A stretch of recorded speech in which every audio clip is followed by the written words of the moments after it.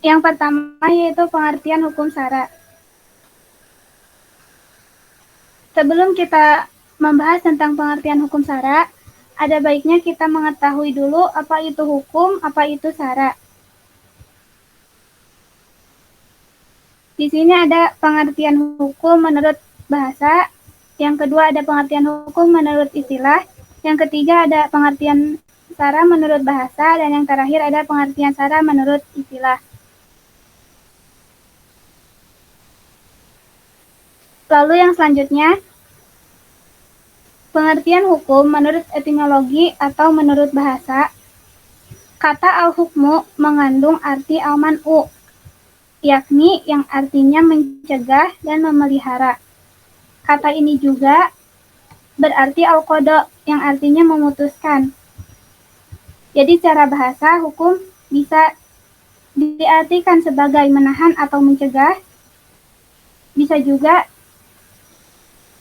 diartikan sebagai memutuskan. Lalu pengertian hukum menurut istilah. Secara terminologi atau secara istilah, beberapa definisi yang dikemukakan para ulama tentang hukum diantaranya yang pertama yaitu menurut Wahbah Az-Zuhaili, hukum adalah kitab Allah yang berhubungan dengan perbuatan mukallaf yang dapat berupa tuntutan, pilihan, dan ketentuan-ketentuan. Lalu yang kedua, menurut Abdul Wahab. Menurut Abdul Wahab Holab, dalam mendefinisikan hukum mengganti kalimat kitab Allah Subhanahu wa taala dalam definisi di atas dengan tuntutan syar'i dengan tujuan agar hukum itu bukan saja ditentukan Allah, melainkan juga ditentukan Rasulullah melalui sunnahnya dan melalui ijma para ulama.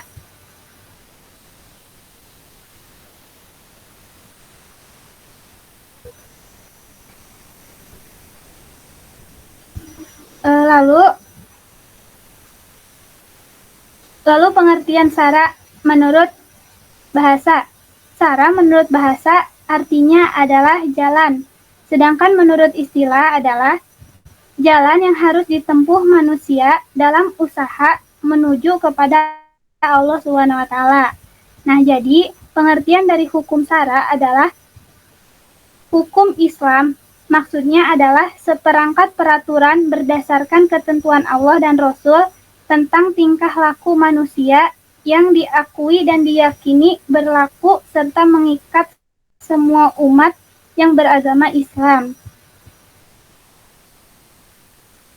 Lalu pembagian hukum syara.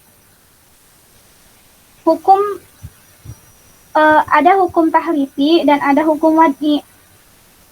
Kalau hukum tahlifi bersifat memaksa. Ada juga yang bersifat tidak memaksa. Ada juga yang bersifat meninggalkan paksaan. Ada juga yang disebut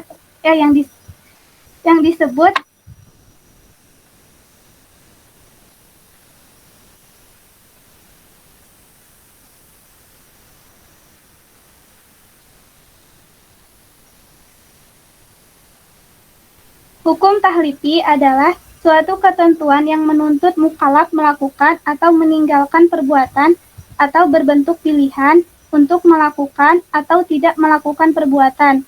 Hukum tahlifi ada 5 yang termasuk dalam fikih sebagai ketentuan hukum, seperti wajib atau ijab, seperti mandub atau sunnah, haram atau tahrim, makruh atau karohah, dan mubah atau ijabah.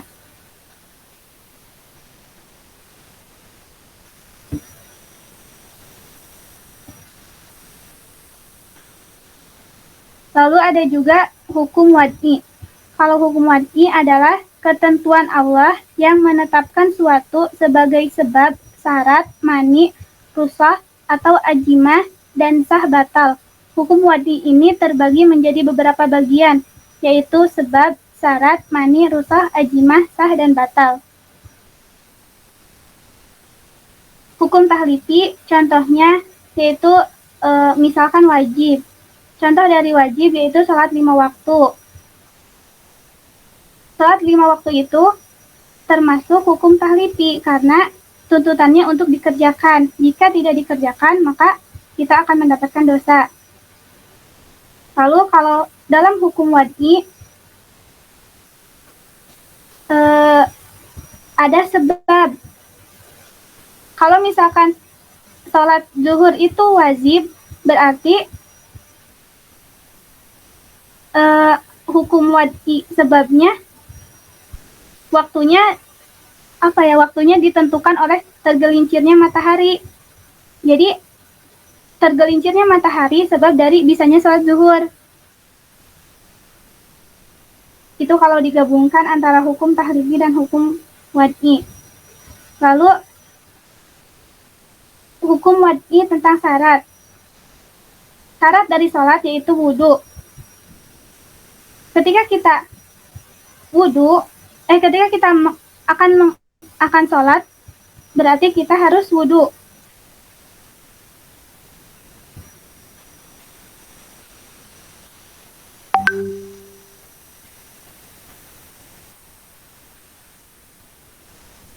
Mungkin itu saja yang dapat saya sampaikan.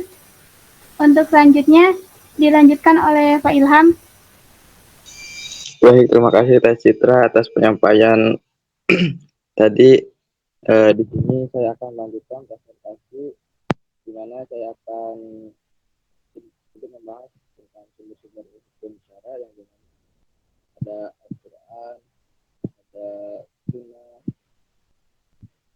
ada Ijma, lalu juga ada yang tentunya.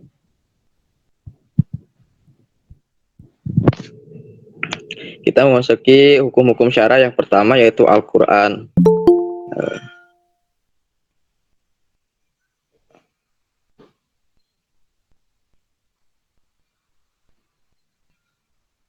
Al-Quran sendiri merupakan kalam Allah yang diturunkan oleh Nabi Muhammad. Al-Quran juga diturunkan dalam berbahasa Arab, dan juga Al-Quran itu dinukil dengan jalan mutawatir.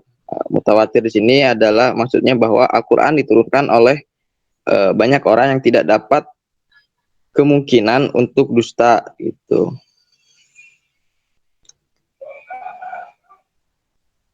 Lalu di dalam Al-Quran ada dasar keberlakuannya.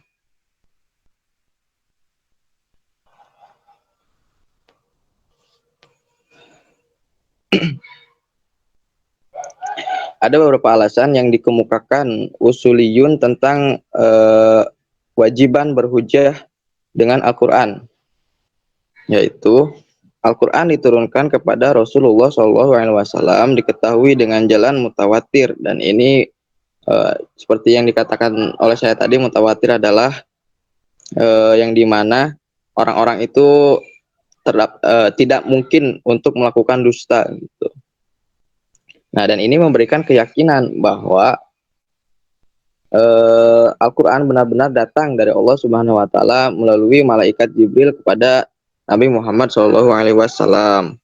Nah, terdapat juga sekalian ayat yang mengatakan bahwa Al-Quran itu datangnya dari Allah, sebagaimana firman Allah Subhanahu Wa Taala yang berbunyi, yang artinya Dia menurunkan Al-Quran kepadamu dan sebenarnya membenarkan kitab-kitab yang telah diturunkan sebelumnya dan menurunkan Taurat dan Injil. Quran surat ketiga ayat 3. Adapun karakteristik dari Al-Quran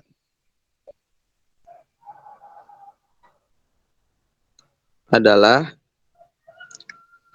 karena Al-Quran mengarahkan kesadaran individual untuk meyakini dan mempercayai kebenaran dan sumber risalahnya, maka ia acap kali dikaitkan dengan gambaran keuntungan yang bisa diraih dengan mengikuti perintah-perintahnya, atau malah kerugian yang dapat dihindari dengan mengikuti larangannya. Nah, inilah ciri khas legislasi Al-Quran yang terkait erat dengan taklil dan memberikan mujtahid dasar untuk mengkaji lebih jauh tentang taklil. Namun demikian, dari semua karakteristik pembagiannya ke dalam qot'i dan zoni, barangkali yang paling signifikan dan luas karena menyangkut hampir semua aspek penelitian tentang legislasi Al-Quran. Nah, dari ungkapan di atas dapat dipahami bahwa karakteristik yang paling menarik dari legislasi Al-Quran adalah penetapannya yang didasarkan oleh pesan-pesan kontekstual di mana dan di dalam kondisi apa yang menyertai proses hukum yang terjadi.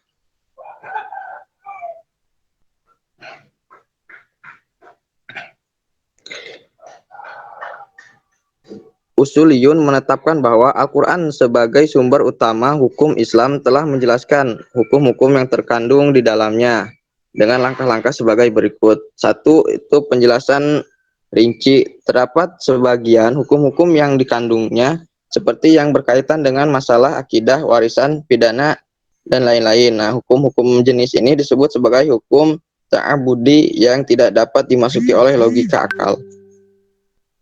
Lalu juga penjelasan Al-Quran terhadap sebagian besar hukum-hukum itu bersifat global atau kuli, umum dan mutlak, seperti dalam masalah sholat yang tidak dirinci berapa kali sehari dikerjakan, berapa rakaat atau satu kali sholat, apa syarat dan rukunnya.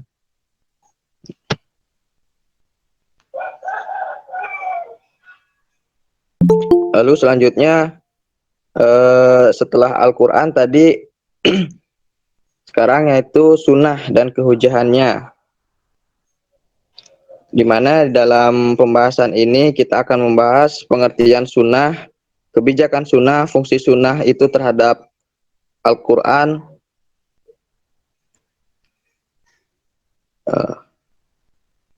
Nah, kita masuk ke pengertian dari sunnah. Sunnah secara bahasa berarti jalan yang bisa dilalui. Sedangkan secara terminologi, sunnah adalah segala yang diriwayatkan dari Nabi SAW berupa perkataan, perbuatan, dan ketetapan yang berkaitan dengan hukum. Nah, definisi tersebut, definisi tadi itu ini menunjukkan bahwa sunnah berarti segala perkataan, perbuatan, dan ketetapan yang memiliki kaitan langsung ataupun tidak dengan aspek hukum.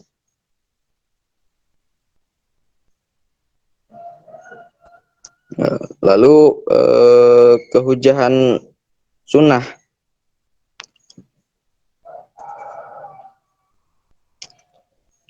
Para ulama sepakat bahwa sunnah Nabi SAW itu merupakan sumber pokok hukum syara dan menempati posisi kedua setelah Al-Quran. Beberapa dalil menunjukkan bahwa sebagaimana firman Allah Subhanahu wa taala yang artinya apa? Apabila kamu mencintai Allah, maka ikutilah aku atau Nabi Muhammad, niscaya Allah akan mencintaimu. Quran surat ketiga ayat 31. Nah, sementara itu di hadis Nabi juga mengungkapkan hal yang sama, diantaranya berbunyi, sesungguhnya kepadaku telah diturunkan Al-Quran dan yang semisalnya. Hadis riwayat Bukhari dan Muslim. Yang dimaksud dengan dan semisalnya dalam hadis ini adalah sunnah Rasul. Lalu fungsi sunnah terhadap Al-Quran.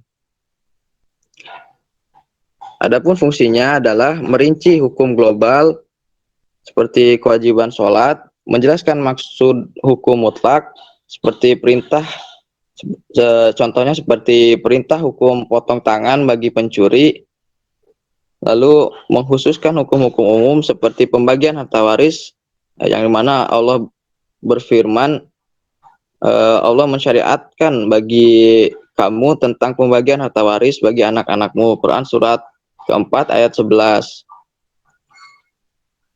Nah, lalu kita lanjut kepada ijma dan kehujahannya. Ijma, secara bahasa ijma berarti pertama atau kesepakatan atau konsensus. Pengertian ini dapat dijumpai dalam firman Allah Subhanahu wa taala yang berbunyi, maka tatkala mereka membawanya dan sepakat memasukkannya ke dasar sumur.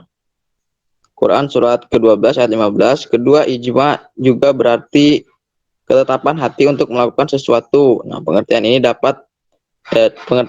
terdapat dalam firman Allah Subhanahu wa taala yang berbunyi, "Maka bulatkanlah keputusanmu dan kumpulkanlah sekutu-sekutumu." Quran surat ke-10 ayat 71.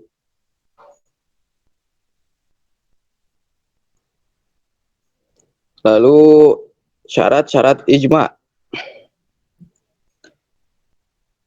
Dari definisi tadi, ada beberapa hal pokok dapat dicatat sebagai rukun ijma, yaitu sebagai berikut. 1. Mujtabid terlibat dalam pembahasan hukum syara. Yang kedua adalah mujtabid yang terlibat dalam pembahasan suatu kasus hukum adalah sekalian mujtahid yang ada pada masa tersebut. Lalu kesepakatan itu terjadi setelah masing-masing mujtahid mengemukakan pandangannya. Nah, hukum yang disepakati adalah hukum syara yang bersifat aktual dan tidak ada hukumnya secara rinci dalam nas Al-Quran. Selanjutnya, Al-Quran adalah hadis Rasul. Al-Quran dan hadis Rasul harus menjadi sandaran hukum ijma. Selain rukun ijma di atas, juga menetapkan syarat ijma, yaitu yang melakukan ijma adalah mereka yang memenuhi kualifikasi sebagai mujtahid.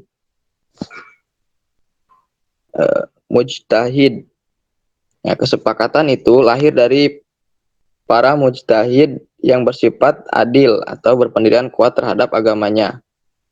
Lalu para mujtahid yang terlibat adalah yang berusaha menghindarkan diri dari ucapan ataupun perbuatan-perbuatan bid'ah.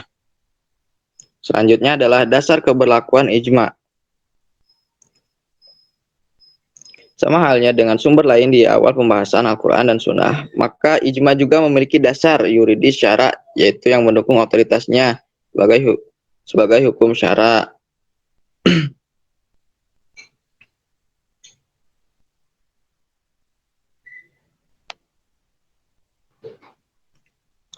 Hashim Kamali menguraikan hal tersebut dengan panjang. Ia mengatakan sebagai berikut, harus dikemukakan sejak awal bahwa perbedaan dengan Al-Quran dan Sunnah, ijma tidak secara langsung bersumber dari wahyu sebagai doktrin dan dalil syariah. Ijma pada dasarnya merupakan dalil rasional.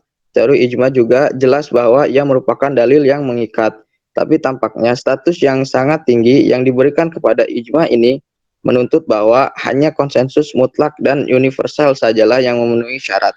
Sekalipun konsensus mutlak mengenai materi ijma yang bersifat rasional seringkali sulit terjadi, adalah wajar dan masuk akal untuk hanya menerima ijma sebagai realitas dan konsep yang valid dalam pengertian relatif.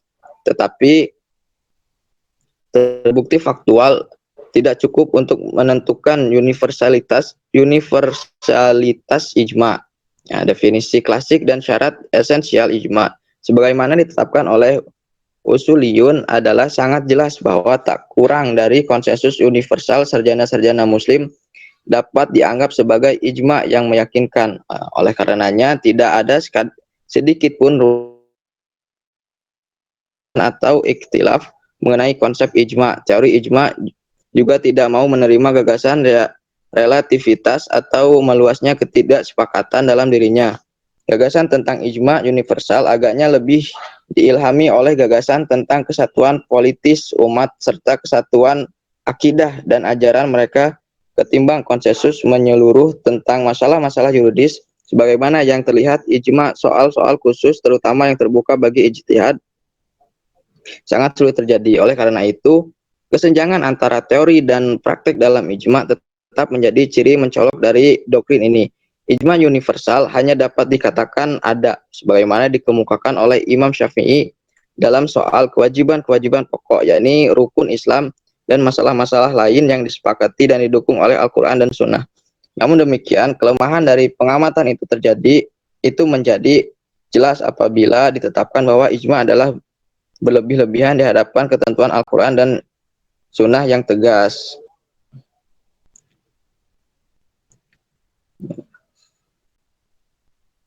Nah, lalu selanjutnya ada pembagian ijma.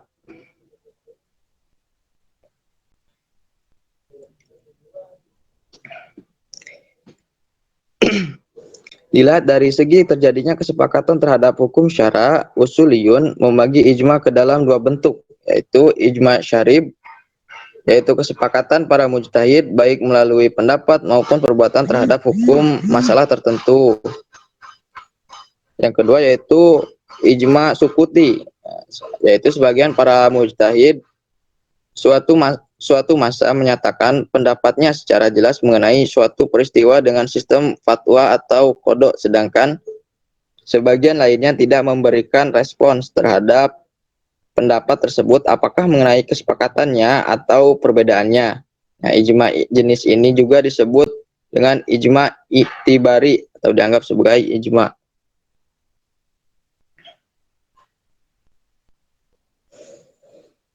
Lalu selanjutnya yaitu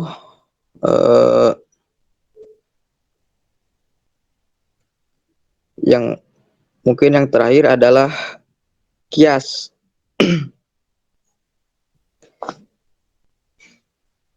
Pengertian dari kias tersendiri adalah meyakini atau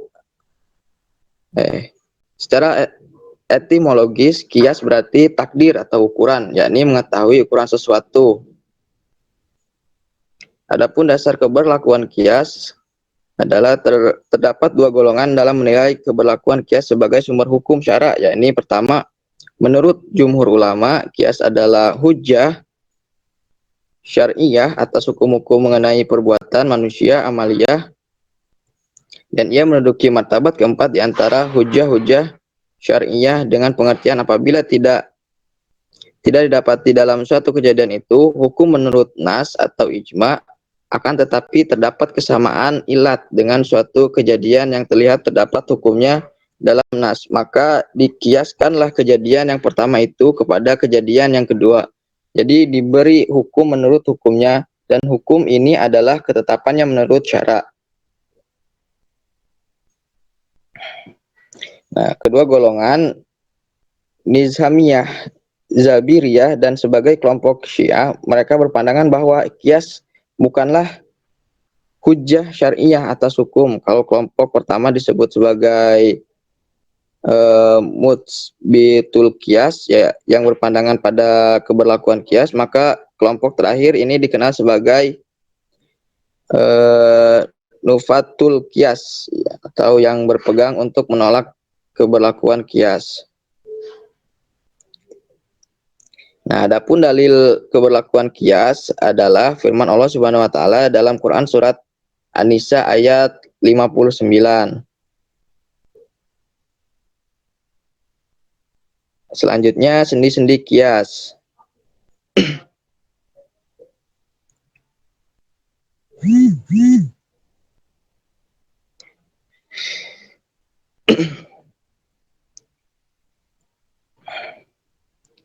Hasyim Kamali menyebutkan sendi-sendi kias dengan istilah the essential requirements of kias. Menurutnya ada 4 hal pokok, yakni pertama, yang dimaksud dengan al-asal adalah sesuatu yang ada hukumnya dalam nas,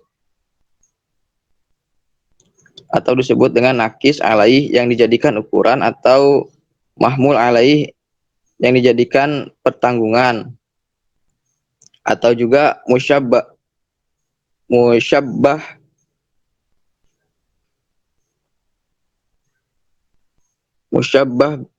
bihi bibi yang dibuat keserupaan. Kedua, yang dikatakan al-far'u adalah sesuatu yang tidak ada hukumnya dalam nas tetapi terdapat maksud kesamaannya kepada al-as dalam hukumnya. Yang ketiga, hukum asal, yakni hukum syara yang ada pada nasnya menurut asal dan dimaksud dengan ini sebagai pangkal hukum bagi cabang. Nah, yang keempat dinamakan dengan ilat, yaitu keadaan yang dijadikan dasar oleh hukum asal berdasarkan wujudnya keadaan itu pada cabang, maka disamakanlah cabang itu kepada asal mengenai hukumnya.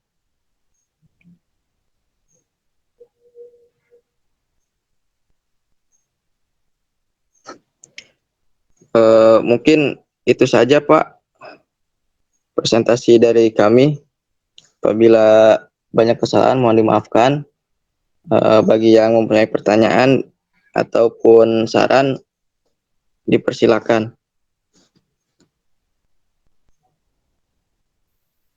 Ya, terima kasih kepada Kang Ilham dengan siapa itu Teh Citra telah menyampaikan presentasinya tentang hukum syara. Silakan kepada yang lainnya ingin berkomentar atau menanggapi dari penyampaian materi atau presentasi yang disampaikan oleh Kang Ilham dan Teh Citra yang berhubungan dengan hukum syara. Silakan. Ada? Silakan Kang Muhammad Azam, Kang Imam Haris, Ahmad Fadil, Kang Faiz, Kang Salehuddin untuk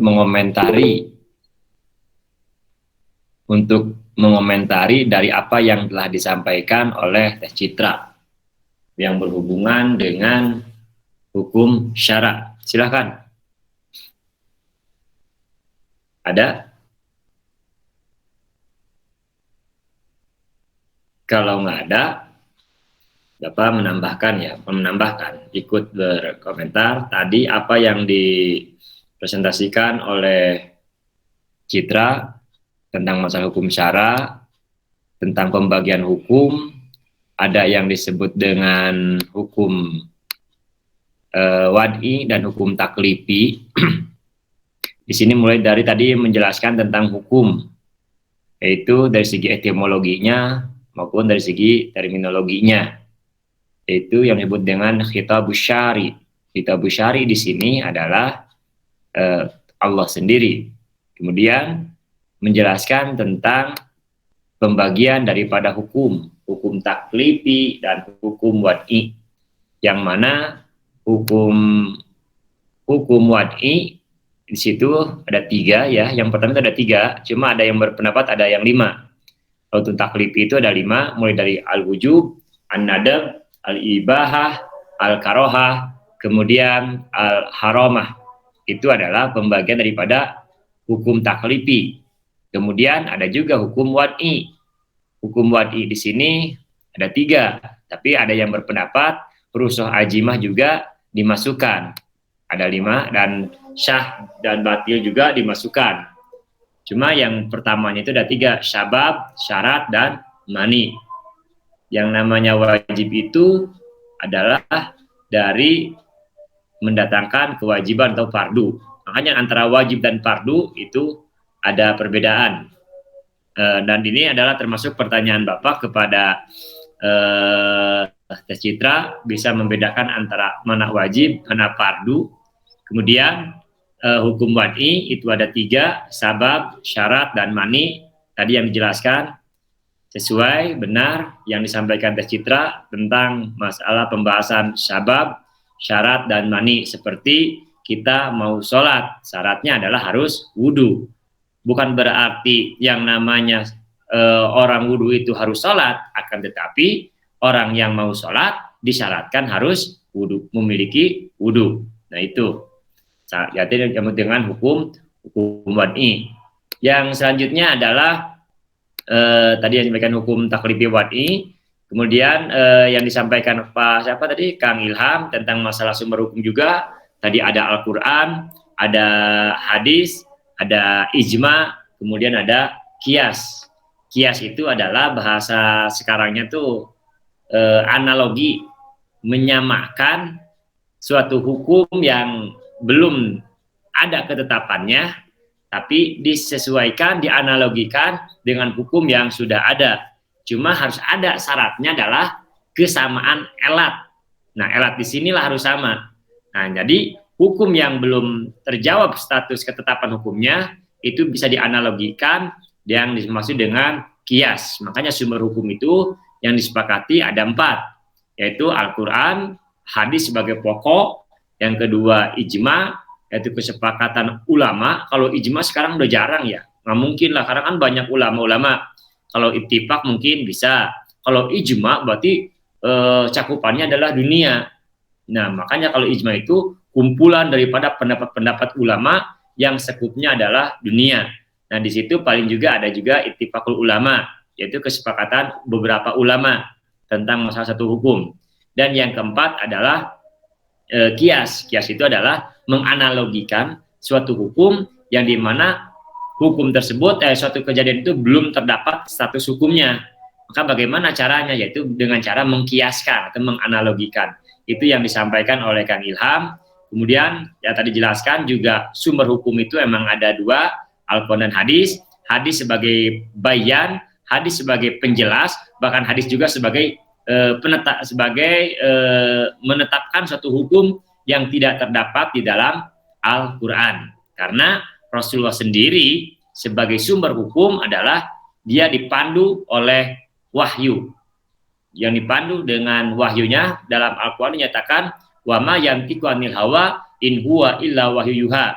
Apa yang disampaikan oleh Rasulullah baik perbuatan, perkataan atau ketetapan itu adalah semuanya anil hawa in huwa illa wahyu, itu adalah selalu dituntun, selalu dipantau, selalu diarahkan oleh Allah sendiri melalui yaitu dengan bantuan malaikat Jibrilnya. Itu yang disampaikan oleh Pak Ilham. Dapat menambahkan aja, silakan kepada yang lainnya untuk mengomentari apa yang telah disampaikan, baik pertanyaan maupun pernyataan. Boleh. Mau berbentuk pertanyaan kepada Kang Ilham atau Teh Citra silakan, atau juga membuat pernyataan. Maksudnya mendukung iya atau sesuatu yang tidak sesuai dengan yang dipahami oleh rekan-rekan yang lainnya. Dipersilakan kepada yang lainnya. Kepada berapa orang nih? Kepada 8 orang yang hadir pada saat ini untuk mengomentari baik pernyataan ataupun pertanyaan. Silakan. Silakan, ada Pak Faiz atau Pak Imam Haris atau Pak Solehuddin Al-Ansori untuk mengomentari dari penyampaian materi yang disampaikan oleh Teh Citra dan Kang Ilham. Silakan.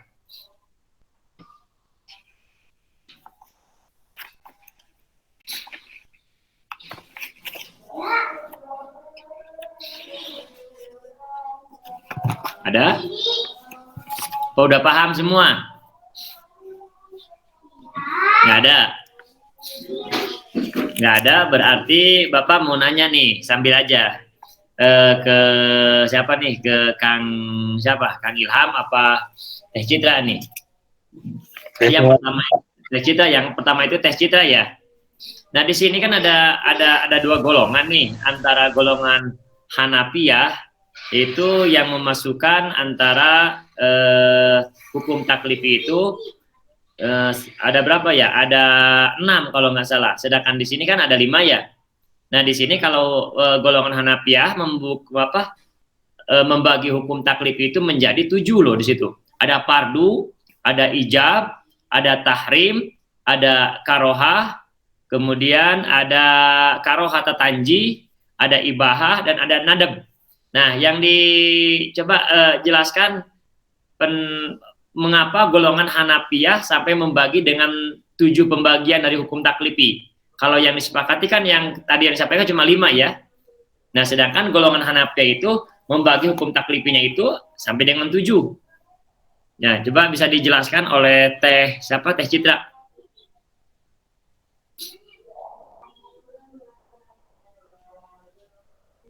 Ada Teh Citranya?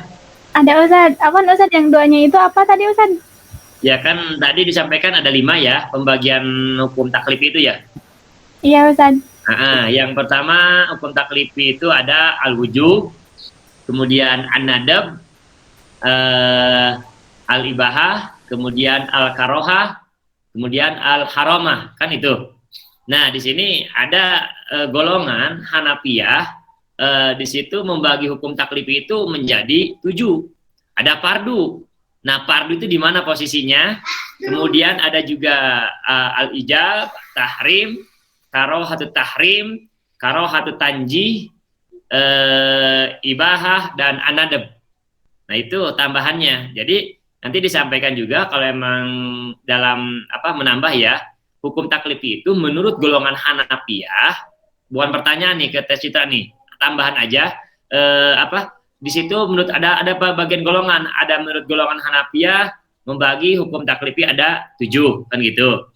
Nah, kemudian dimasukkan juga hukum taklifi karena ada masalah rusuh ajimah. Nah, di situ jadi ada rusuh ajimah itu adalah satu dispensasi sebenarnya. Nah, golongan Hanafiyah berpendapat seperti itu. Kalau bisa dijelaskan oleh Teh Citra silahkan. Kalau emang belum bisa silahkan, dan itu adalah salah satu masukan. Jadi kita menambah daripada golongan Hanafiyah yang membagi hukum taklifi itu menjadi 7. Itu aja. Atau bisa dilengkapi oleh Teh Citra. Silahkan.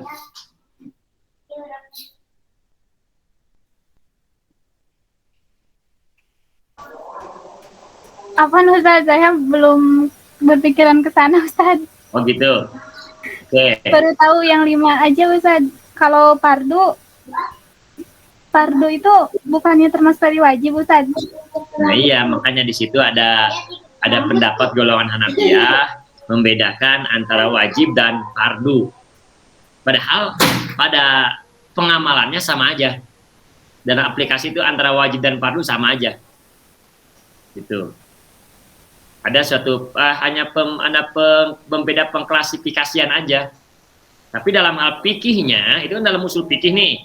Nah, nanti dalam fikihnya itu tidak jauh beda. Bahkan itu ada kesamaan antara wajib dengan fardu. Gitu. Silahkan. Ada pertanyaan lagi atau gini, karena Bapak udah duhur nih, di luar udah terdengar adzan. Silahkan kita lanjutkan setelah kita melaksanakan sholat zuhur. Atau yang di Jakarta atau yang di Garut sudah waktu zuhur, untuk sementara di pending atau diistirahatkan dulu, nanti kita lanjutkan setelah melaksanakan sholat zuhur. Sepakat nggak? Sepakat. Sepakat. Oke, siap. Jadi kita aja. Jadi gini, pertanyaannya semua mahasiswa harus membuat pertanyaan untuk tes citra ataupun ke Kang Ilham. Syaratnya itu 1 aja pertanyaan masing-masing, biar diskusi kita itu. Silakan ya, nanti setelah sholat zuhur. Mumpung ada waktu, persiapkan dari sekarang. Baik, Pak.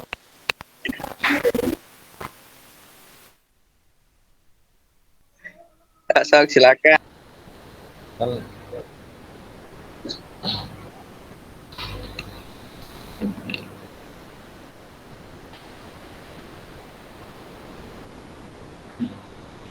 Silakan, Kang.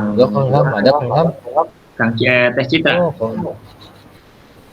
Pertanyaannya tadi tentang masalah hukum Hikabusari, pembuat hukum bagaimana yang ingkar sunnah tadi apa? Yang pemahamannya bahwa yang tidak mengakui atau apa? Tadi Teh Kang Riti maksudnya? Iya, yang tidak mengakui ini sunnah sebagai landasan hukum. Sedangkan kan terminologi di sini kitab Allah itu ya Allah dan Rasulnya gitu, yang tadi disampaikan. Silakan Teh Citra untuk menjawabnya atau untuk mengomentarinya.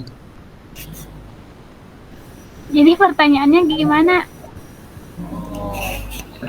Silakan. Mungkin terlalu sulit atau gimana? Pertanyaannya bisa disimpulkan, ada yang berpendapat bahwa sumber hukum itu hanya Allah, ya kan? Sedangkan ada juga yang menyatakan bahwa hadis itu bukan sumber hukum, sunnah itu bukan sumber hukum, kan gitu. Ya. Nah, itu tanggapannya bagaimana? Gitu.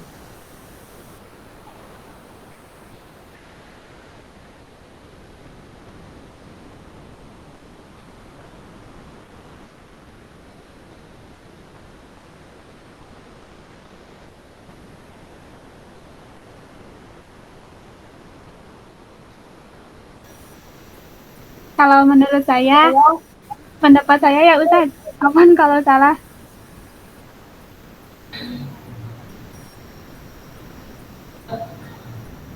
Jadi pertanyaannya itu, bagaimana dengan orang yang menganggap bahwa sunnah itu bukan sumber hukum, begitu bukan Ustaz? Ya.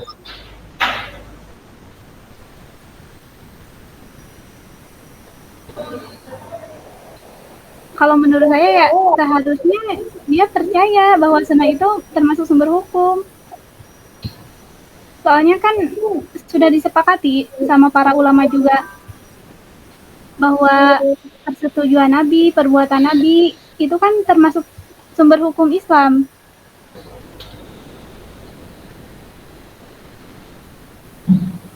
Bahkan dalam ayat-ayat Al-Quran juga kan banyak yang memerintahkan kita itu harus mentaati apa yang dilakukan oleh Rasulullah. Mungkin orang yang menganggap bahwa sunnah itu bukan termasuk hukum, mungkin dia kurang memahami sumber hukum itu apa aja gitu. Kalau menurut saya seperti itu, Ustaz. Iya. Baik. Terus Ustaz izin menjawab pertanyaan Ustaz yang tadi. Iya. Yang menurut Imam Hanafi ya Ustaz. Iya. Kenapa fardu misah sama wajib gitu kan Ustaz ya? Iya.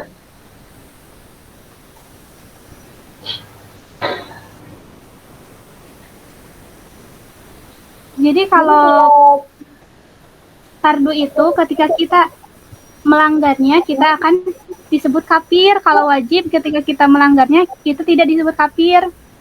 Contohnya fardu itu seperti rukun Islam. Kita kan harus melaksanakan rukun Islam, harus percaya. Nah, kalau kita melanggarnya maka kita disebut kafir. Gitu Ustaz. Iya. Satu lagi itu. Silakan. Terus perbedaan makruh tahrim sama tanjih tadi Ustaz. Iya, betul. Kalau menurut Imam Hanafi, jadi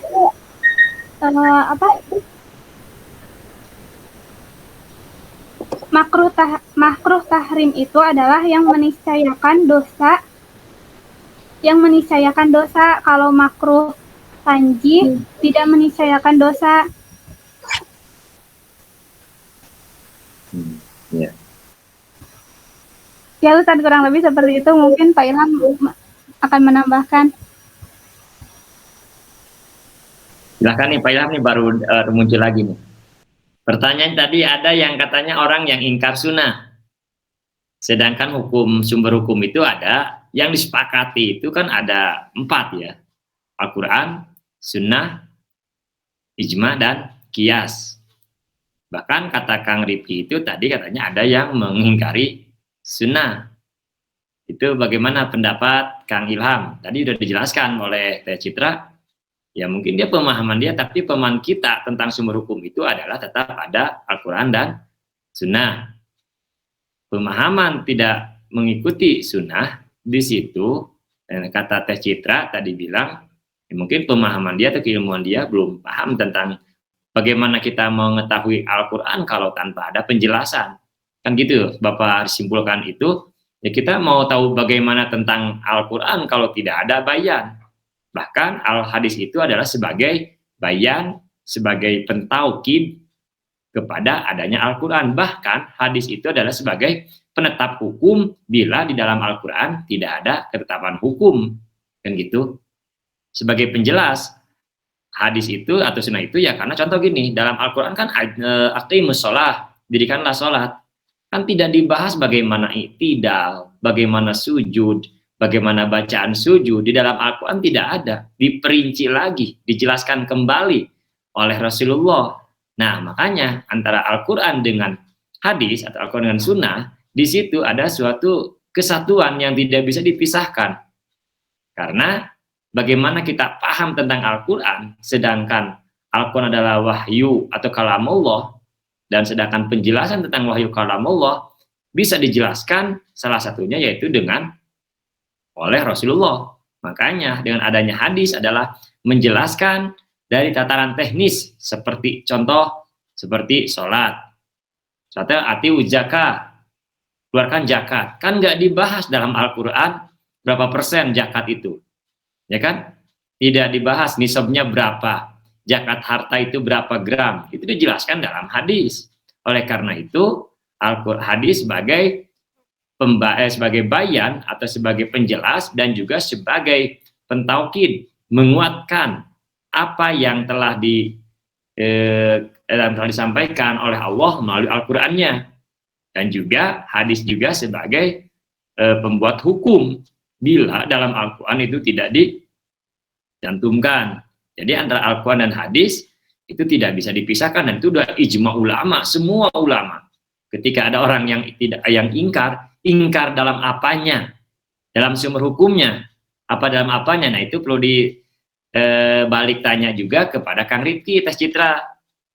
Maksudnya ingkar dalam hal apanya dulu, apakah dalam keyakinan, apakah dalam sebagai sumber hukumnya, sedangkan yang kita pahami semua bahwa Al-Quran dan hadis itu adalah sebagai sumber hukum. Ketika ada yang tidak mengakui hadis, tidak mengakui daripada sunnah, dalam hal apanya yang tidak mengakuinya, kan gitu. Sedangkan hadis adalah ma'udi para Nabi sallallahu alaihi wasallam kaulan au fi'lan au takriron, kan begitu. Apa yang disandarkan kepada Rasulullah, baik ucapan, perkataan atau ketetapan, itu adalah hadis. Nah itu silakan Kang Ilham untuk menambahkan dari jawaban Teh Citra yang tadi Bapak simpulkan, sepertinya seperti itu. Silakan.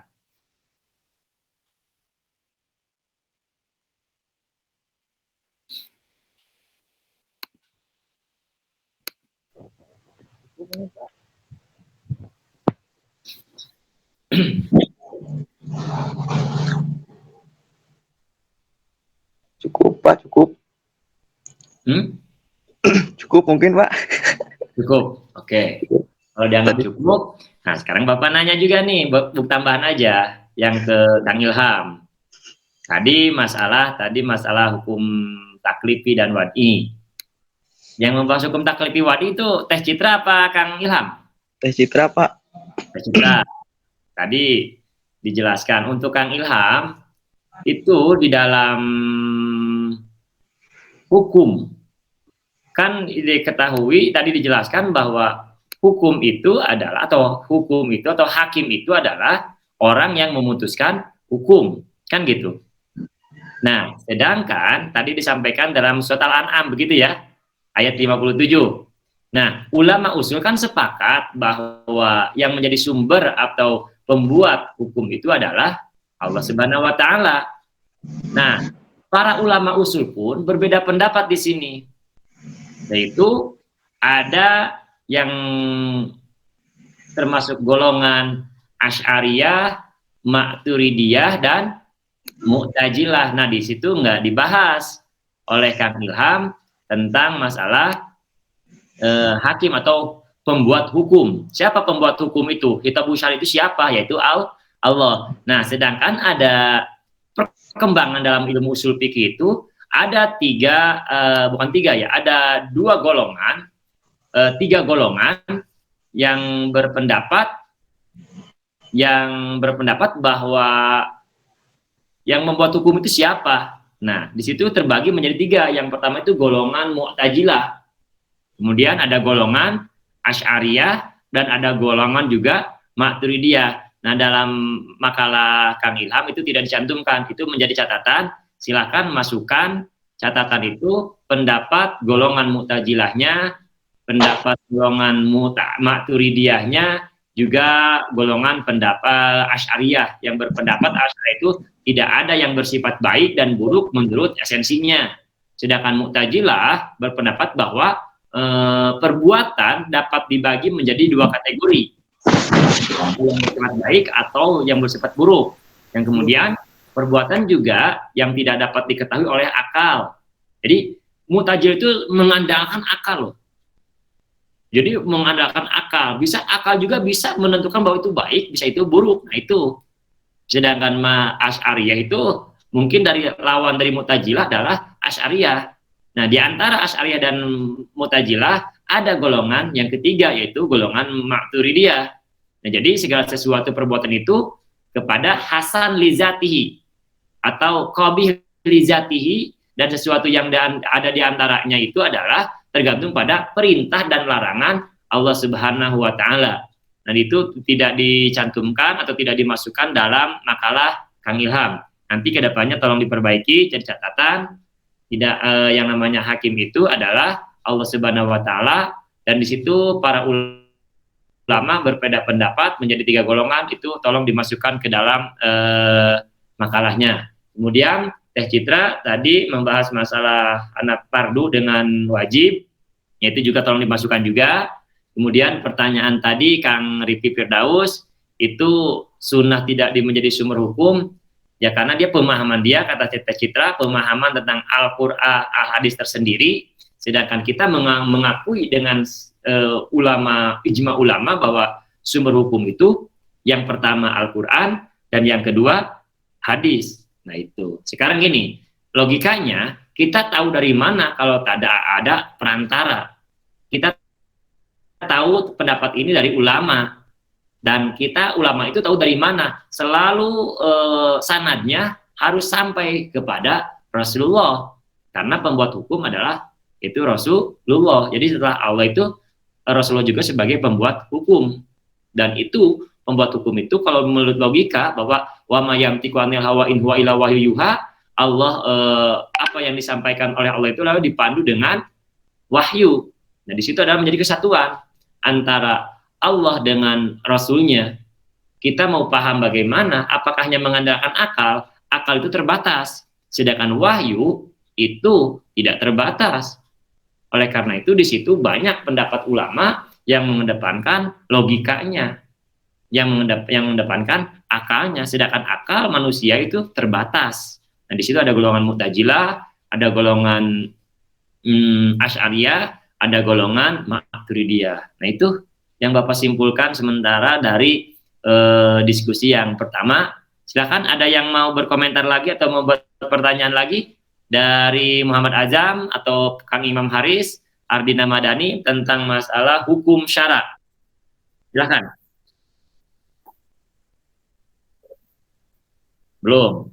Oke, kalau belum ya cukup ya, mungkin cukup untuk diskusi pertama ini, dan cukup kepada Teh Citra dan Kang Ilham untuk segera merapihkan, melengkapi daripada paper itu makalahnya dan dikirimkan ke Bapak Japri ya. Karena kalau sekaligus datang atau sekaligus mengirim semuanya, nanti untuk dibaca kembali oleh Bapak kan ada waktu juga, nanti ada catatan-catatan. Nah itu tolong disempurnakan makalahnya dengan referennya yang jelas, dengan tata cara penulisan yang disepakati oleh pihak kampus juga, tata cara penulisan Arabnya semuanya, dan kita belajar untuk menulis persiapan menuju kepada penyusunan skripsi, mulai dari penulisan makalah yang tertib. Mungkin seperti itu. Dan minggu depan bagian kaidah asasiyah. Bagian siapa tuh kaidah asasiyah? Yang 5 itu, yang al-umuru. Nah, sekarang kan usul fikih udah beres nih. Sekarang maju ke kaidah fikih nih. Udah mulai. Dulu mulai dari pengertian usul fikih, kaidah fikih, sekarang masalah struktur, kemudian sejarah perkembangan, kemudian hukum syara. Nah, sekarang mulai menukik atau mulai menjurus kepada kaidah-kaidah fikih. Cuma sebelum kaidah fikih ada yang namanya kaidah asasiyah yang 5 itu. Nanti minggu depan silakan untuk mempersiapkan, dan kalau bisa japri dulu, share dulu makalahnya ke Bapak langsung. Berbentuk PDF atau berbentuk Word silakan, atau di-share kepada teman-teman juga untuk dibaca. Jadi apa yang di-share itu dibaca, kemudian kita kan ada pertanyaan tuh. Biar diskusinya hidup, biar tidak satu arah komunikasinya. Kalau hanya pemateri dengan Bapak, yang lainnya ya harus bertanya. Minimal kalau orang bertanya itu dia mulai menggunakan pikirannya. Ketika dia diam, bisa aja dia itu diam itu karena dia sudah paham, atau dia emang tidak paham. Alangkah baiknya dia bertanya atau dia mengomentari atau memperkuat dari apa yang telah disampaikan pemateri. Silahkan untuk minggu depan oleh Kang Ilham Gutawa ya, dipersiapkan, ditunjuk siapa bagiannya. Mudah-mudahan kita ketemu minggu depan, dipanjangkan umurnya, dan mudah-mudahan kita semua sehat walafiat. Amin. Oke, cukup ya. Ya Pak, baik. Oh, mangga ya kalau kita bahasa Sunda, jadi ada bahasa sisipannya Sunda terus nih Bapak nih. Insya Allah minggu depan kita ketemu, mari kita tutup tolabul ilmi kita dengan bacaan Kifatul Majlis. Bismillahirrahmanirrahim. Subhanakallahumma wa bihamdika asyhadu an la ilaha illa anta astaghfiruka wa atubu ilaik. Walhamdulillahirabbil alamin. Akhirul kalam. Wassalamualaikum warahmatullahi wabarakatuh. Out in the flight, a shoulder for